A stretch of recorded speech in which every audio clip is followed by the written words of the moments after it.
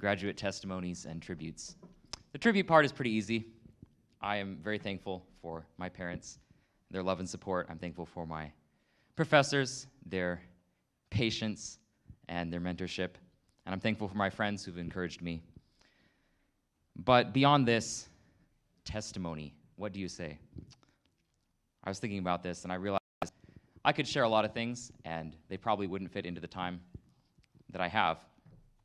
But I woke up this morning, and I was thinking about the word testimony, and I remembered something that I learned in Greek class, which I suppose that's a testimony in and of itself. But I remembered that the Greek word for testify is martyreo, which is where we get the English word martyr. And I was thinking about the lives of these great martyrs. We studied them in church history class. I was thinking about some of these people, Huss and Jerome. What made their lives a testimony? What made their lives a witness? And I was trying to think about what are the words they said? What are the things that they said that really just, rung throughout history that just, these are the words we remembered that are the real testimonies that they shared. And I was struggling because, try as I might, I couldn't think of one single thing any martyr had said that really stuck in my head. Because the real testimony is in the life they lived, not in the words they said.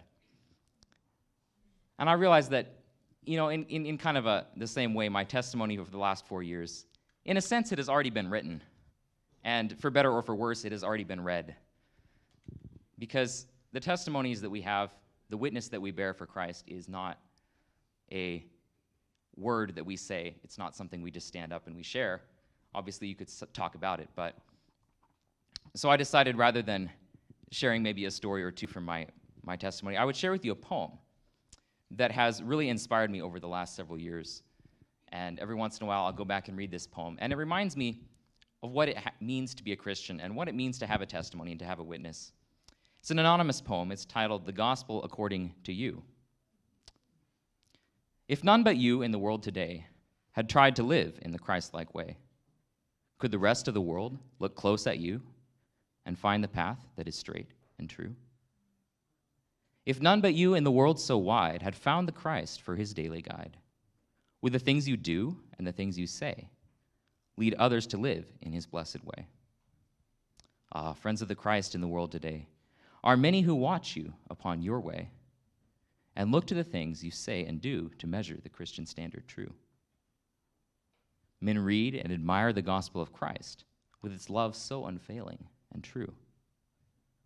But what do they say and what do they think of the gospel according to you? You are writing each day a letter to men. Take care that the writing is true.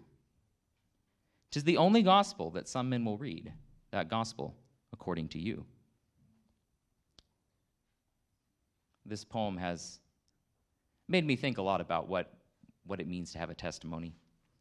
And my grand conclusion, which is not so grand, is that it's the way you live your life.